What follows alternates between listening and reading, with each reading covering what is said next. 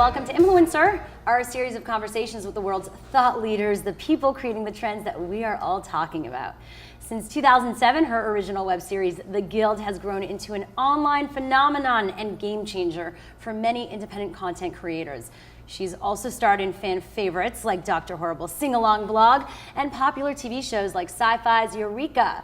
Besides being a talented actress, she's also known for bringing her skills behind the camera, most recently writing and starring in Dragon Age Redemption. Please welcome, everyone, Felicia Day. I'm applauding myself. You're like, yeah, you just got into it. For me. Like exciting. No, I'm so great to have you here. We've been trying so hard to get you here, and your schedule is so busy. It has been a crazy. I think I looked at my calendar and I haven't had a day off since Comic-Con, which strangely was in July. So it's been very good 3 months. Yeah, well, because you found your niche, right?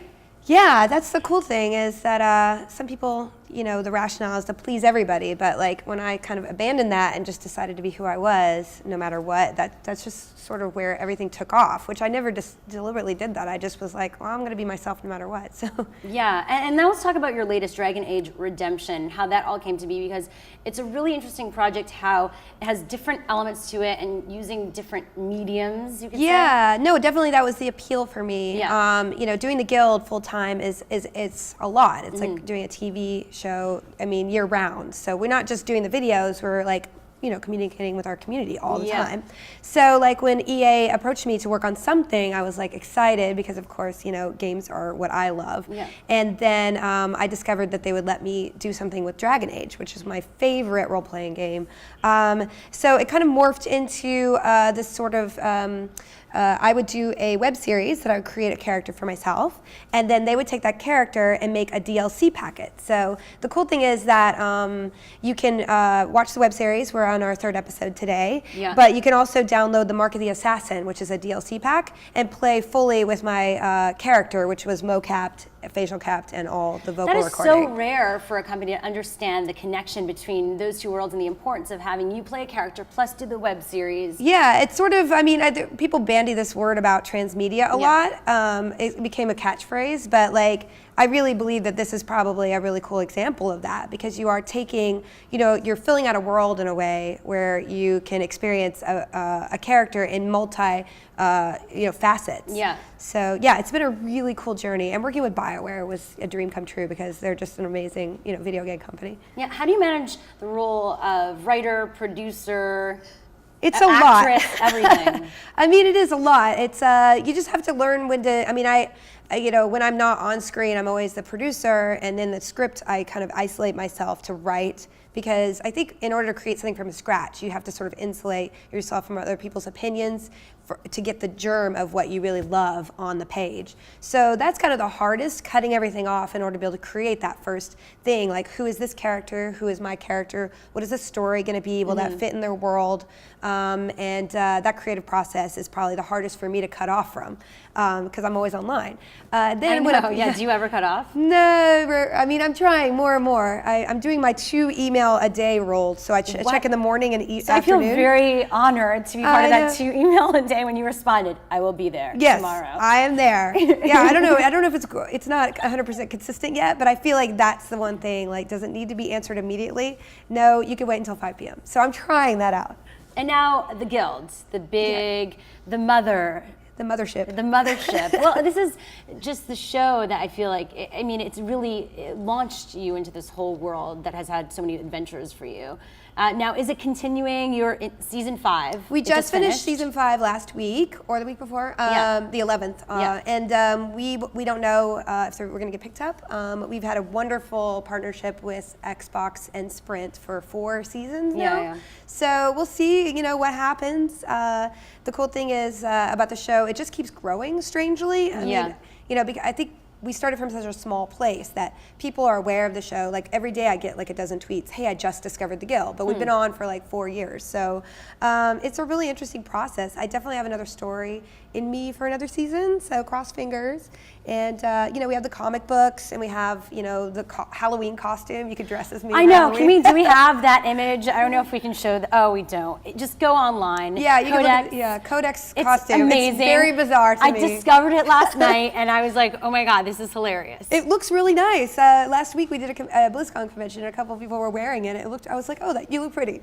What does that feel like when you go to these conventions now and conferences? I mean, they keep getting bigger and bigger. Yeah, no, I mean, I love conventions. They built our show basically from the ground up. I was outside BlizzCon in 2007 handing out bookmarks to people. Please watch my web show, and they didn't know what it was. So literally we've grown with that. And that's why the last season of The Guild I did, you know, The Guild goes to a convention, because that's kind of my homage to how much I love conventions, fan conventions in a way. It's where you can meet with people who love what you love. Yeah, and well, we had a ton of Facebook, Google, plus Twitter questions for you. So we have one from Patrice Hall from Google Plus, who asks, I'd like to know how she worked up the courage to take the leap and produce The Guild. I think it was just a question of, you know, it was very scary. I think whenever we try to do something outside our box, we think about all the negative things that are going to happen. But, you know, in the end of the day, I knew that I would be disappointed in myself if I didn't try, even if I failed. And I think that's kind of the lesson for everything. You know, failure is actually something you learn more from than success. So the fact that we decided to do it, and I had a support system around me, we were just going to make it together and not have expectation to impress or anything. And that's kind of where I think the spirit of all creativity should come from. Yeah, definitely. So David Amerland asks, is she a writer first who then also appears to act the part? I don't know what that means. I mean, I certainly take my role of, you know, when I write, I want to write the best part for everybody, not just myself. Yeah. And I have great actors that I work with. You know, you just take the hat off. You know, it is definitely a process when I finally say, hey, I'm not going to be able to rewrite this anymore. Here's the script as an actor to work on. It definitely is a different process of thinking about what I'm going to do with that. And it makes me actually find things that I didn't know that I wrote in the part as an actor. So it's a weird process. And now Caesar C.S. Windmill. I don't know if that's is that his real name? Yes, maybe, I don't know. Could you talk about the big question in web series production? How to monetize it or just survive in the process? A lot of people want to know that. I mean, I think a lot of people have expectations where they're going to have an overnight success. But like I said, we're in it. I mean, I've been doing this show for 4 years, and we still have people finding the show. So, you know, there are exceptions where people will absolutely upload something and you'll get 1 million hits in a week. But that is the rare exception. That's like becoming Tom Cruise as an actor. Like, you know, if you're doing what you love, and you'll keep going. Even if you get, you know, 100 views or 10,000, and you'll get better at what you do when you do more of it. So, you know, you have to be realistic about your expectations, and but then again, you're making something that's unique to yourself. And as long as you're, you know, keep doing that, I think you can find an audience. And the cool thing is, on the internet, you don't have to please everybody. You can please the small segment that you're talking to, as long as you feel passionately as they do about the subject you're talking about. Yes, and we have Timothy Shea. I know him. We all know Tim. He just had a baby. I know. Congratulations, He's Tim. a friend. He also wants to know this because you guys obviously don't hang up enough, so he wanted us to ask. He's in New York, yeah. He wanted us to ask it on our live show. I'd love to know what Felicia's fave shows on the web or TV are. Who are the people who inspire her? Oh, wow. I mean, I definitely think that Tina Fey is kind of like my idol in a sense. I know that's like setting the, you know, you have to have a very high bar. And Joss Whedon, you know, he just decided to do a Shakespeare movie in his house that just got announced yesterday, Much Ado About Nothing. And he's somebody who like doesn't have to like risk all and put it out there at his position. And yet as a creator, he needs to do that. And that's how the most innovative things happen, is people taking leaps even though they don't have to. So, I mean, that's very inspiring to me, that, you know, you constantly have to reinvent yourself and push your limits and not get complacent in order to, you know, stay relevant and just, you know, like yourself in a sense. Challenge yourself. Yeah, also. challenge Be true yourself. to who you are. Exactly. So I guess, you know, they're definitely you know, some of my idols in a sense. And there's some amazing like web shows out there that are you know, Anyone But Me, and you know, Awkward Embraces. They're like some really cool indie shows out there that the challenge is just finding them in a sense as an audience member. I mean, I can't tell you how many times I tweet, like millions of times I'm on Eureka, and then 8 months in, they're like, what's Eureka? I'm like, do you follow me or not? It's interesting the marketing behind web versus TV. It is. It's hard. It's like I like to call it an info colander. Every time you send something out, maybe 5% will see it. So you have to find that delicate balance about, trying to get it out there as many people see it and not like fatigue the people who, will be paying attention all the time. And what's next for you? You're taking a little break? Yeah, I mean, it's been an intense. I've been doing The Guild season 5 and Dragon Age Redemption and all the mocap for that and comic books and Eureka. So I've actually decided to take the last couple of months and just kind of think of new things to do, and that might involve taking a pottery class.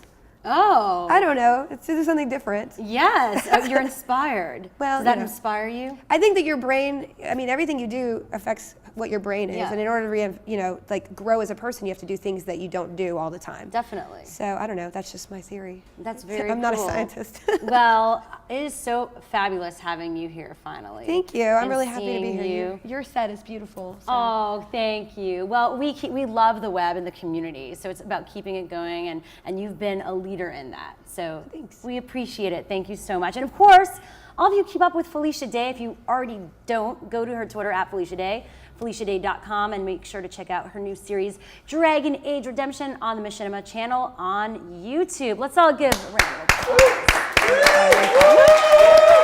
Yes. All right.